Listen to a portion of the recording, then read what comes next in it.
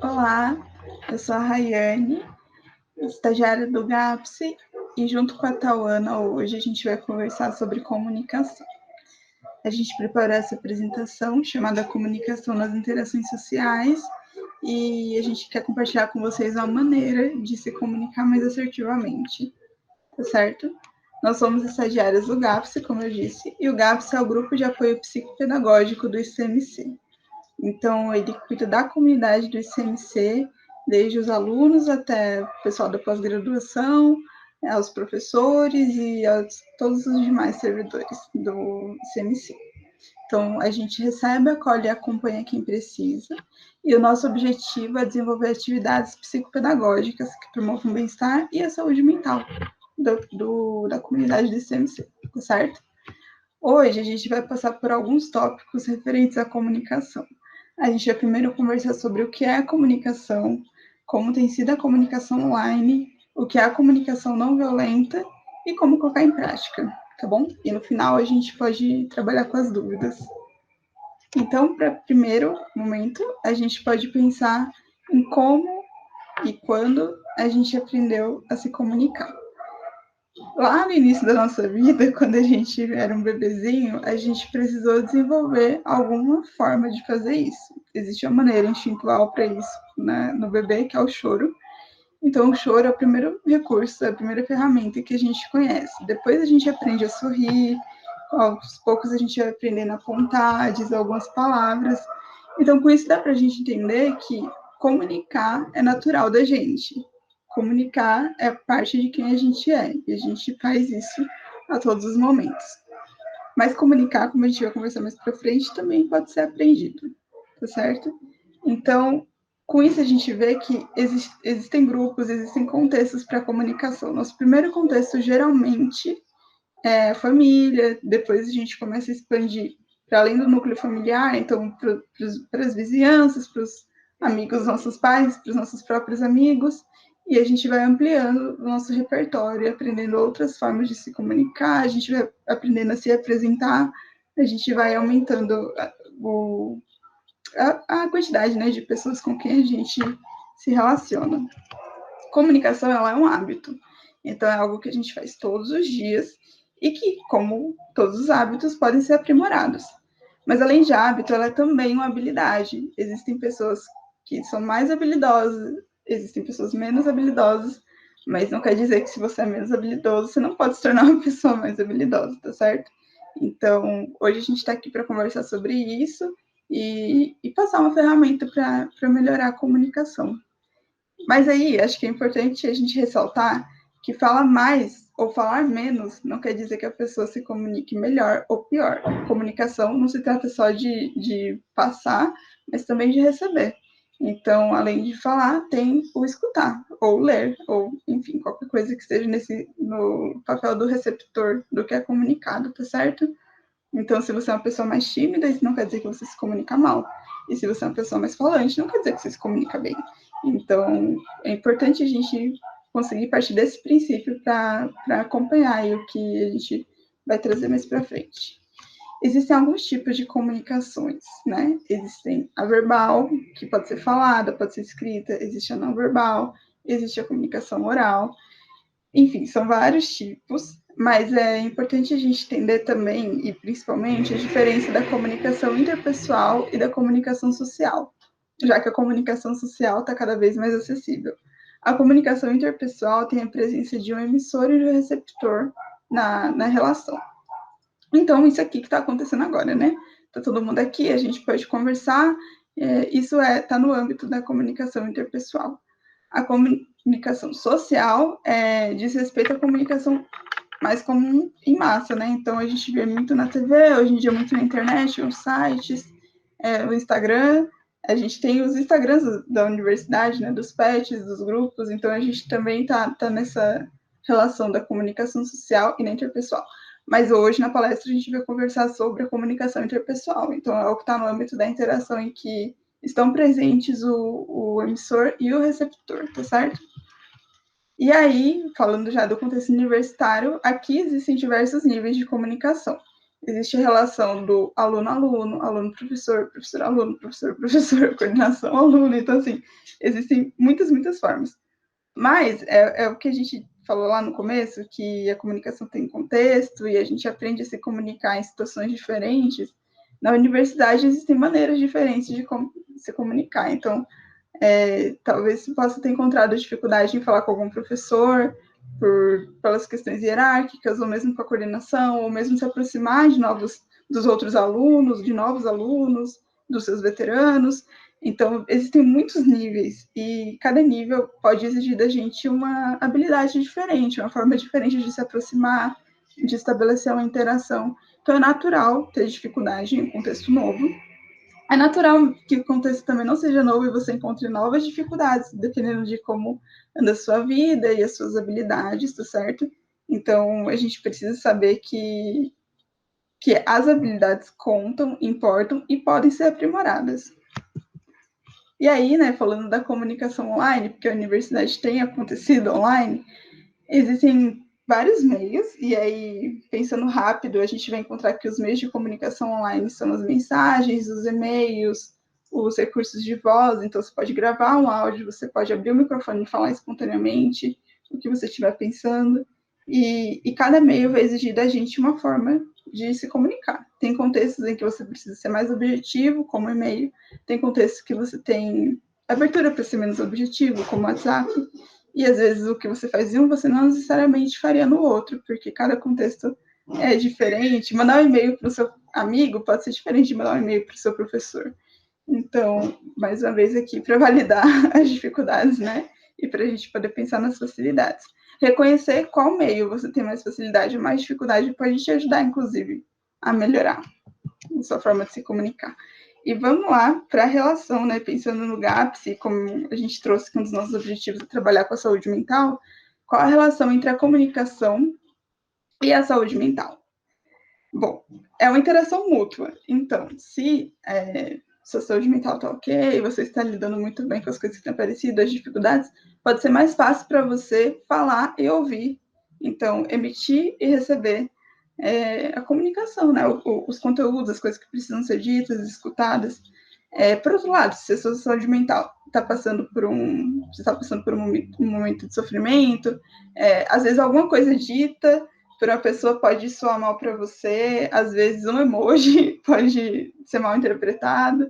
Então, é bem interessante pensar em como a gente se sente na hora que a gente vai se comunicar com a pessoa, especialmente para os momentos difíceis, né? Então, aí é uma interação mútua. Assim como também as coisas que você lê, que você ouve, as coisas que você recebe, pode afetar a sua saúde mental. Então, às vezes, que nem a gente falou agora dos mal entendidos, né? Mas também, às vezes, uma comunicação mais simples, né? A coordenação te avisou que talvez alguma coisa ruim pode acontecer com a sua matrícula, alguma coisa, enfim, alguma coisa que você não estava ciente de que estava se passando, aconteceu. E aí você recebe essa informação. Essa informação pode ser comunicada de muitas maneiras, né? Ela pode vir de uma maneira mais objetiva, direta, às vezes ela pode vir contextualizada e que te traga alguma noção maior e que te gere algum conforto quando você for comunicado.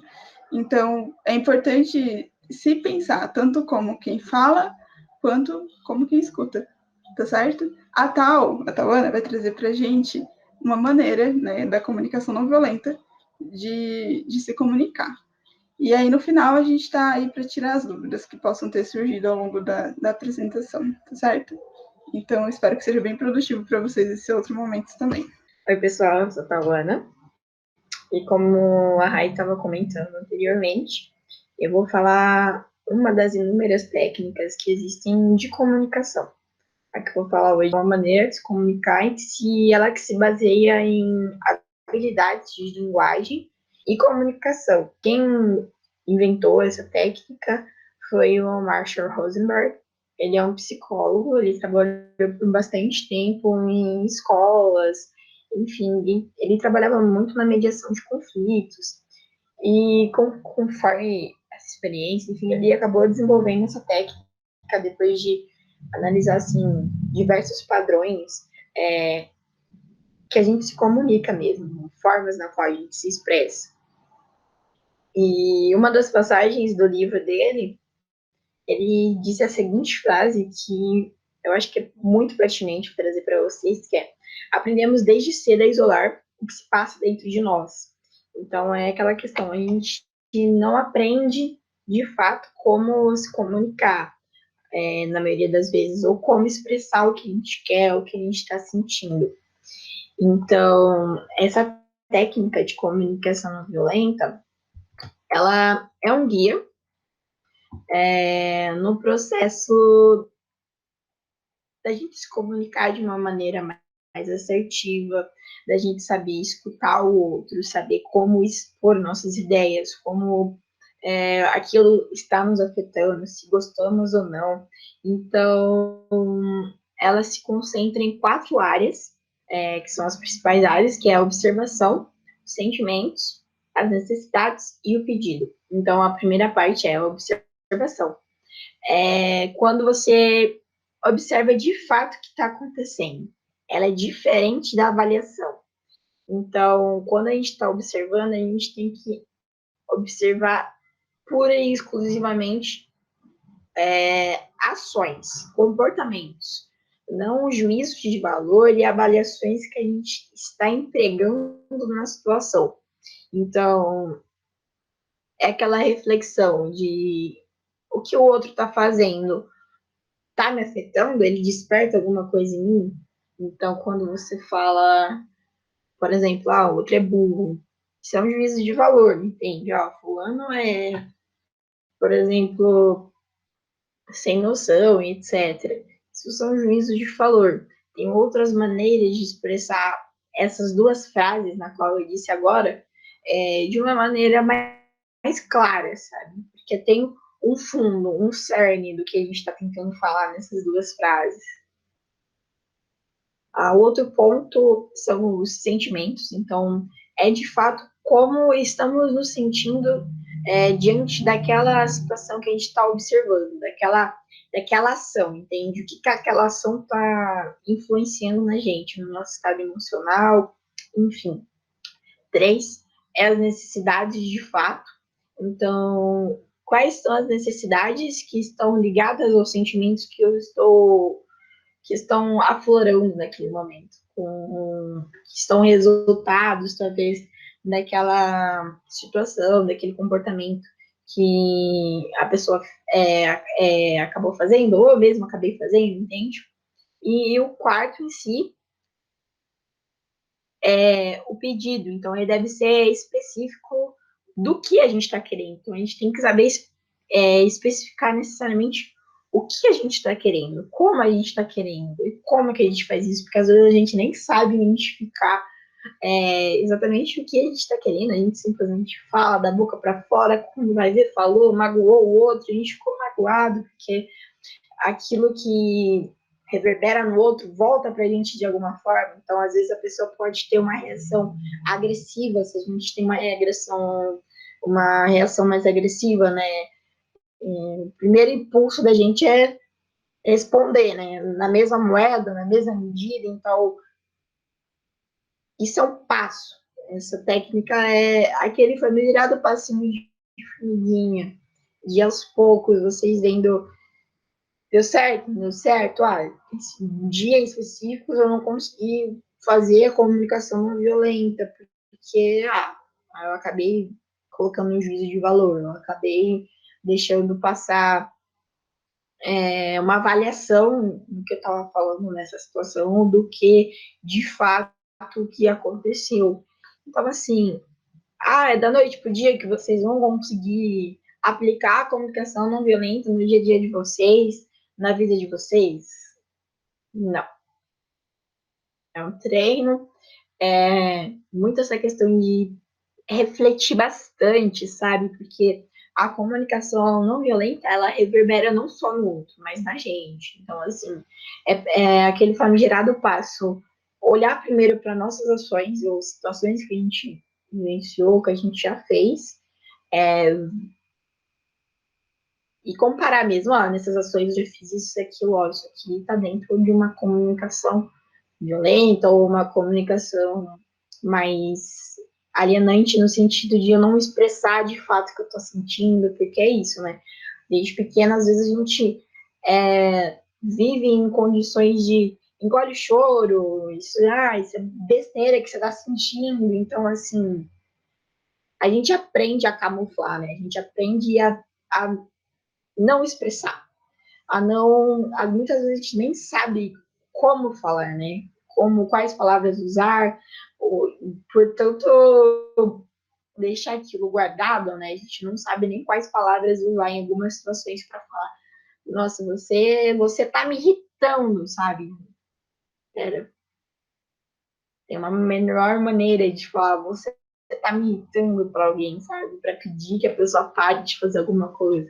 Então, às vezes, em uma situação dentro de casa, o irmão tá lá com o joguinho alto, ou, enfim, no seu quarto, fazendo alguma coisa e. Para, você tá me irritando, né? Então, daqui para frente, eu vou tentar exemplificar algumas situações, algumas frases para vocês, para vir nesse processo mesmo de reflexão. E depois, na hora das dúvidas, vocês nos trazem o que ficou. A gente também pensou em algumas dinâmicazinhas, não é bem dinâmicas, mas algumas atividadezinhas para vocês terem esse exercício mesmo de como aplicar, sabe, assim, a comunicação não violenta. Então, vamos lá. Primeiro passo é na observação, né?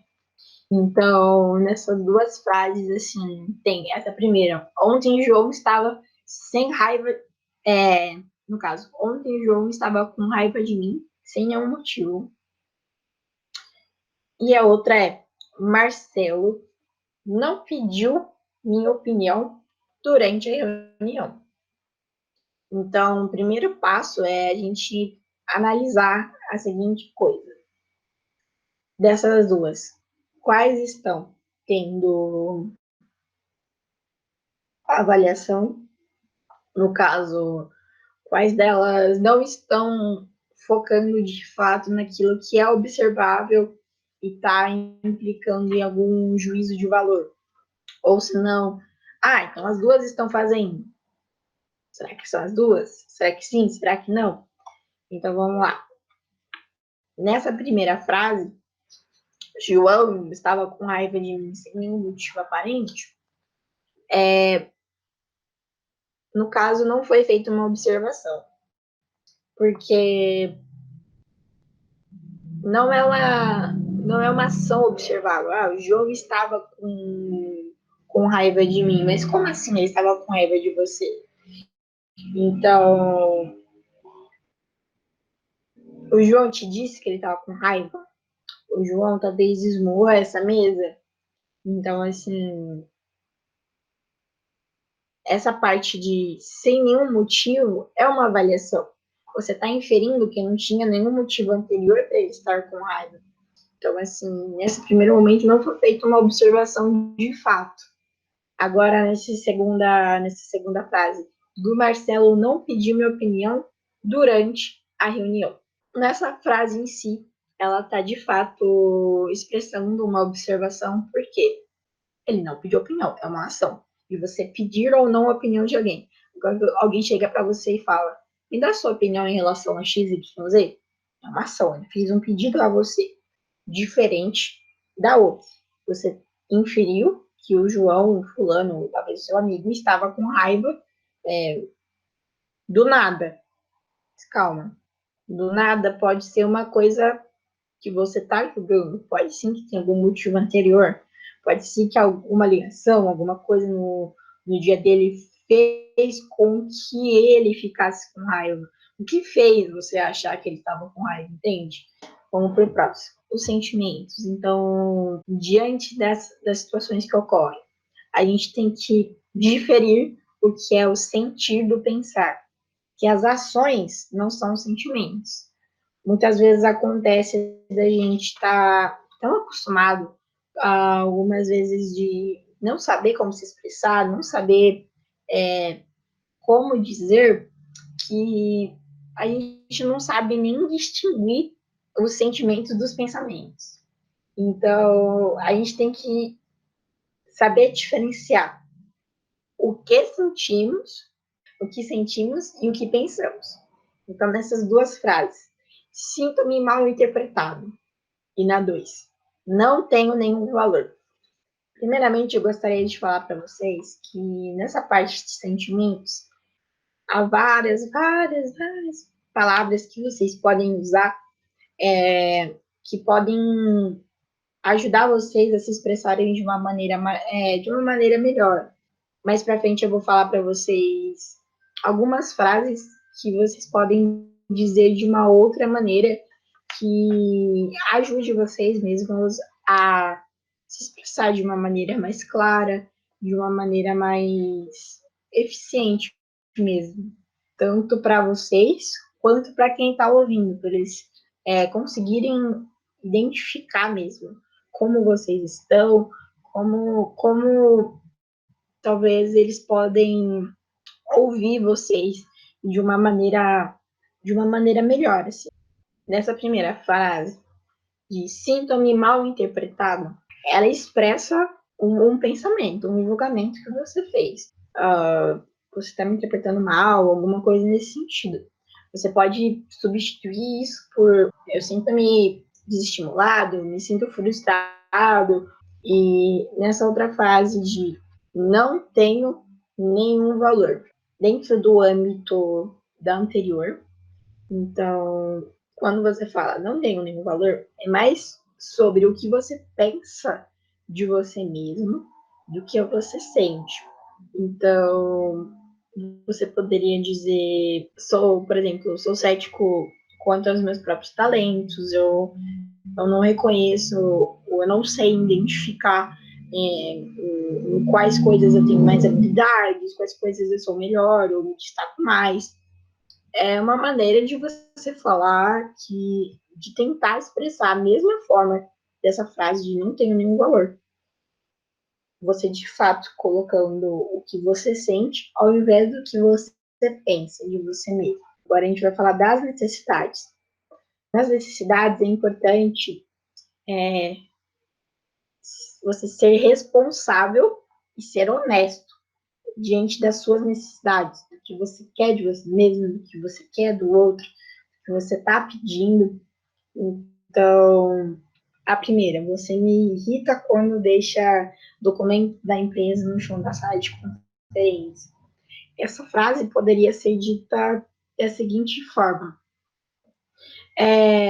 fico irritado quando você deixa os documentos da companhia no chão da sala, porque eu quero que os nossos documentos fiquem guardados de uma maneira organizada e sigilosa, para que fique mais fácil de achar futuramente.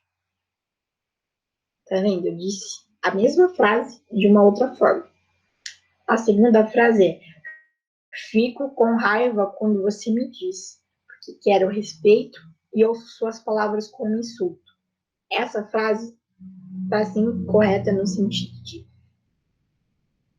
tá conseguindo expressar o que quer, tá se responsabilizando pelo que tá sentindo, então não tá atribuindo ao outro. Você me deixa irritado, você não tá me ouvindo, porque você não me respeita.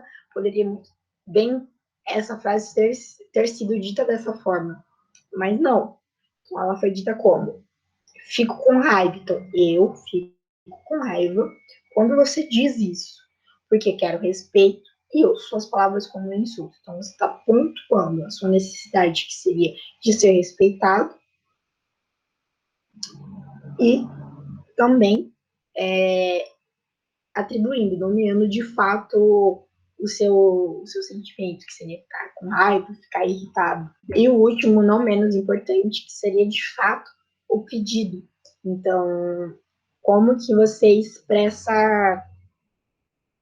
a sua necessidade, o que você precisa. Então, ele deve ser específico, não pode, não é que não pode. Então, para ele ficar claro para quem você está pedindo, enfim, você tem que deixar claro também o que você quer.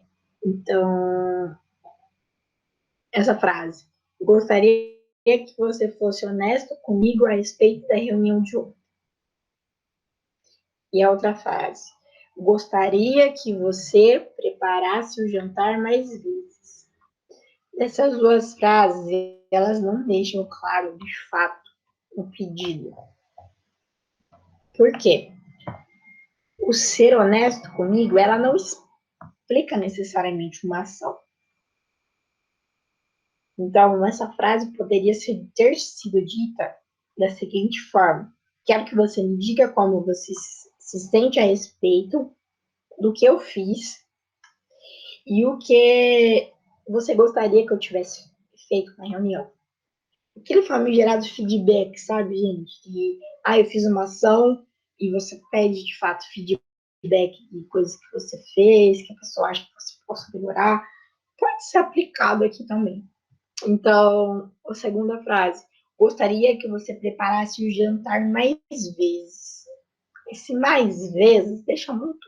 Combinar um dia que você quer que a pessoa faça mais vezes. Eu gostaria que você preparasse um jantar às segundas, quintas e sextas. São dias que eu estou mais atarefada, aí a distribuição de tarefas beneficiaria os dois lados, por exemplo. Então, assim, há diferença na forma com que eu falei essas duas frases. Então, eu reformulei elas para que vocês conseguissem identificar uma maneira mais clara de pedir. Então, agora a gente chega naquela famigerada pergunta, né? Como é que coloca em prática tudo isso? É justamente um exercício. Um exercício, como assim um exercício? Então, a gente refletir mesmo sobre as nossas ações, sobre o que a gente diz, o que a gente não diz. Então, aqui, por exemplo, eu vou falar algumas frases aqui para vocês de situações que a gente se expressa, mas poderia ser dito de uma outra maneira, de uma maneira melhor. Então, vou dar um exemplo aqui, em relação às emoções. Você me desapontou ao não aparecer na noite passada. Fiquei desapontado quando você não apareceu, porque eu queria conversar a respeito de algumas coisas que estavam me incomodando. A primeira frase, ela não especifica de fato o que está acontecendo. E você também não atribui de fato os seus sentimentos a você. Você não pega, você não é honesto, você não honesto no seguinte questão de com você mesmo, sabe? Você atribui seus sentimentos ao outro, você culpa o outro, você joga o que você está sentindo pro outro. É como se, não é meu isso que eu tô sentindo, sabe? Você me desapontou porque a culpa é sua. Então a gente joga a culpa no outro. E na segunda frase já tem essa reformulação. Você pega aquilo que você sentiu, você atribui a você, você fala, fiquei desapontado. E o motivo pelo qual você ficou desapontado ou desapontada, enfim. E explica a necessidade que você está tendo, que você queria que tivesse ocorrido. Então, eu vou ler outra frase aqui para vocês. Sinto que sou mal violinista, ou sinto que eu sou mal em alguma coisa. Eu sou mal, pode ser, eu sou mal aluno, mau jogador de futebol, enfim. Você pode dizer essa frase da seguinte forma: estou me sentindo desapontado, estou me sentindo frustrado comigo mesmo, como violinista. Então, você tira aquele juízo de valor de mal e atribui de fato algo que você sente. Então, é um exercício mesmo, é algo que tem que ser diário, que vocês têm que ir praticando e pesquisando mesmo palavras que repetem sentimentos. Então, ao invés de colocar como ignorar, interpretado, enfim, dá para vocês usar me sentir atacado, menosprezado, podado, então desacreditado, eu fui criticado. Então, assim, são palavras que dá pra gente usar, aumentar o nosso repertório, nosso vocabulário, e que remetem a, de fato, emoções. Então, é bom mesmo a gente saber como nomear, realmente, então, relaxado, radiante, otimista, feliz, fascinado, excitado, exausto, são estados mesmo, e a gente muitas vezes não sabe nem como nomear eles. Nesse primeiro momento é mais isso. A gente vai estar de prontidão para vocês, para dúvidas e insights, talvez, que vocês tenham tido ao longo do conteúdo que a gente foi explicando mesmo. Então, esse é o nosso contato mesmo, aqui são nossos e-mails, nosso Instagram, Facebook, nosso site. Então, aqui vão ter os nossos horários. Muito obrigada pela atenção, pessoal.